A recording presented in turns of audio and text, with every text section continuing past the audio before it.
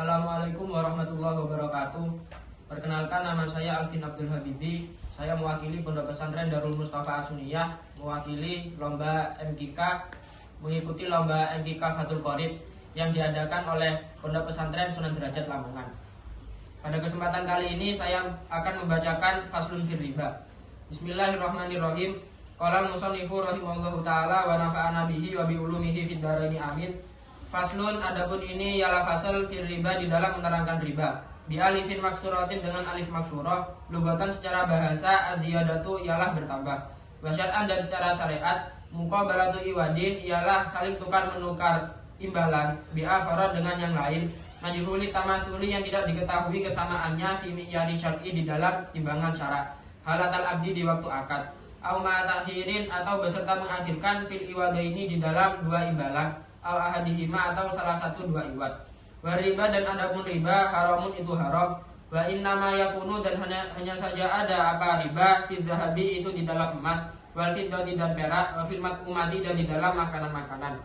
Wa hiya, dan adapun mat'umat, ma ialah perkara yusodu, yang dimaksud apa ma ghaliban di dalam jumlahnya, li ta'mi, untuk makanan, iktiyatan, karena makanan pokok, au tafakuhan, atau kelezatannya, au tadawiyan, atau berobat. Walaya jiri, dan tidak berlaku ar-riba apa riba fi ghairi dzalika, di selain tiga barang tadi. Walaya juzu, dan tidak boleh bai'udz zahabi apa menjual emas bizahabi dengan imbalan emas. Walal fiddati, dan tidak sah jual beli perak kadzalika, seperti contoh emas tadi. Ai bil fiddati, maksudnya dengan bayaran perak. Madruba ini itu dicetak keduanya, karena ada apa emas perak, awira madruba ini, atau tidak dicetak keduanya. Illa mutamasilan, kecuali dalam keadaan sama, ai mislan bimislin, maksudnya sepadan. Fala yasihu, maka tidak sah bai'u syai'in apa menjual sesuatu min dzalika, dari emas dan perak, mutafadilan, dalam keadaan lebih.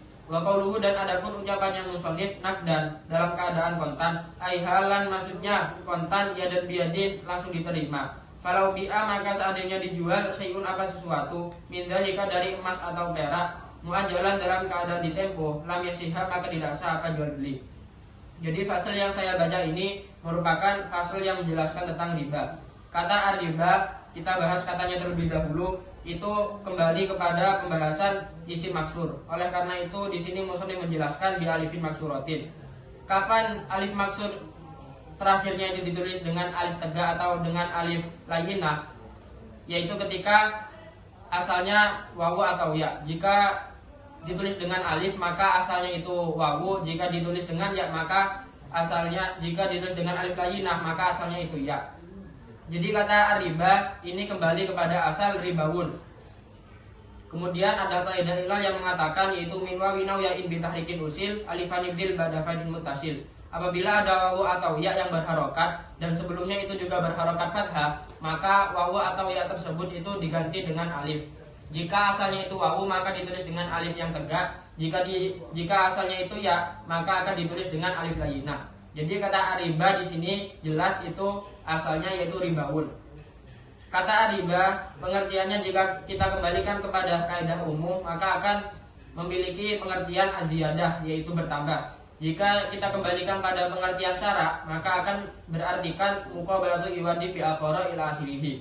Jadi di sini musannif dalam pengertian syaraknya itu langsung menjelaskan dua kategori riba sekaligus. Yang pertama yaitu riba fadl, yang kedua yaitu riba nasa. Riba fadl yaitu saling tukar menukar iwad yang mana tidak diketahui kesamaannya menurut mi'yar syara. Jadi mi'yar syara itu ukurannya yaitu waznan fi mauzunin, dar'an fi madru'in, dan yang lain-lain.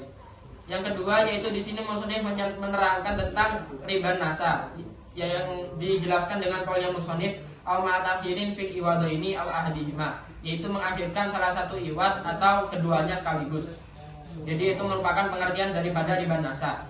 Kemudian di sini musannif menjelaskan tentang hukumnya riba dan barang-barang ribawi. Yang pertama yaitu hukum-hukum riba, yaitu di sini musannif menjelaskan tentang riba haramun, yaitu riba itu hukumnya haram. Dalil ini itu langsung diambil dari nas Al-Qur'an, yaitu wa halallahu al-bai'a wa harrama riba, yaitu memiliki arti Allah menghalalkan jual beli dan mengharamkan jual beli riba. Kemudian di sini musannif menjelaskan tentang barang-barang ribawi yang ada tiga. Yang pertama yaitu emas, yang kedua perak, yang ketiga yaitu mat'umat. yaitu segala sesuatu yang dituju untuk dimakan, baik itu tujuannya untuk ikhtiatan makanan pokok ataupun tafakuhan kelezatannya atau tadawian atau untuk pengobatan. Oleh karena itu walaya jadi riba fi ghairi dzalika. Riba itu tidak berlaku di selain 3 barang tadi. Kemudian keharaman riba itu bisa muncul apabila antara satu iwat dengan iwat yang lain itu beda, itu sama-sama ilatnya, yaitu sama-sama naqdiyah atau sama-sama tokmiyah. Di sini Muslim mencontohkan yang ilatnya sama-sama naqdiyah, yaitu jual beli emas dengan bayaran emas atau jual beli perak dengan bayaran perak. Itu hukumnya tidak boleh kecuali dengan 2 syarat. Yang pertama yaitu syaratnya harus mutamasilan, ya antara satu iwat dengan iwat yang satunya itu sama-sama ukurannya. Yang kedua yaitu naqdan, penyerahannya harus kontan. Ya, jadi dalam pembahasan barang-barang ribawi itu ada 2 ilat. Yang pertama ilat naqdiyah, yaitu keuangan. Yang kedua yaitu tokmiyah, yaitu makanan. Jadi apabila antara satu iwat dengan iwat yang lainnya itu ilatnya nggak sama, semisal menjual naqdiyah dengan bayaran tokmiyah, maka itu hukumnya boleh. Atau menjual tokmiyah dengan bayaran naqdiyah, maka hukumnya juga boleh. Kemudian apabila ilatnya itu sama, semisal sama-sama naqdiyah, itu ada 2 syarat agar hukumnya bisa halal. Yang pertama yaitu mutamasilan, yang kedua yaitu harus naqdan. Mungkin ini saja dari saya, kurang lebihnya mohon maaf. Assalamualaikum warahmatullahi wabarakatuh.